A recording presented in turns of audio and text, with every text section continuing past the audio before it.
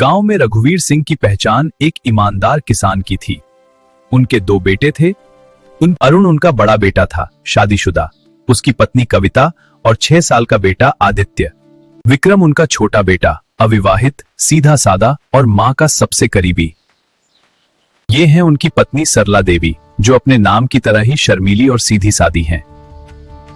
उनका घर खुशहाल था, पर रघुवीर सिंह की मौत के बाद भी वह सूना नहीं पड़ा। उल्टा घर में हिसाब किताब की बातें शुरू हो गईं।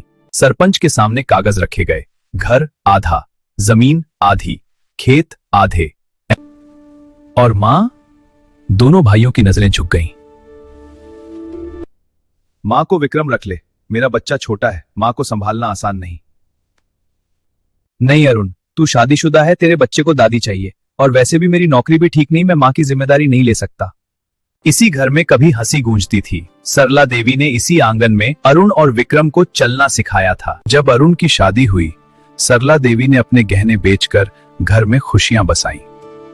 जब विक्रम बेरोजगार था, मां ने अपनी थाली आधी कर दी।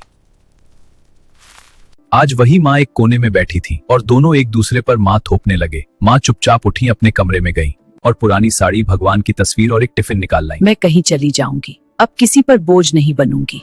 जब तुम दोनों छोटे थे तब मैं भी अकेली थी, पर मैंने कभी नहीं सोचा कि कौन सा बच्चा ज्यादा भारी है। अरुण नजरें झुका गया। विक्रम चुप रहा, लेकिन कोई आगे नहीं आया।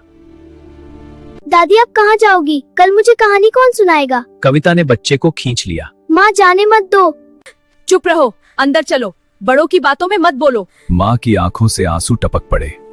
शर्म नहीं आती? माँ को सड़क पर छोड़ने चले हो। अब फैसला हो चुका है। तुम लोग घर बांट लो, मैं खुद को बांट नहीं सकती। और वो दरवाजे की तरफ बढ़ गई। माँ ने दरवाजे पर आखिरी बार पीछे मुड़कर देखा और चुपचाप बाहर निकल गई। कुछ महीने बाद गांव के मंदिर के बाहर वही माँ लंगर में रोटियां बांटती मिली। आपके बेटे कहाँ हैं? बंटवारे में मैं किसी के हिस्से नहीं आई। घर का बंटवारा हो सकता है, मगर माँ का नहीं। जो माँ को छोड़ देता है, वो कभी सुख का वारिस नहीं बनता। कड़वा है, मगर यही सत्य है। अगर आपको भी लगता है कि माँ का कोई बंटवारा नहीं हो सकता, तो इस वीडियो को लाइक करें, अपनी माँ को गले लगाएं और चैनल को सब्सक्राइब जरूर करें।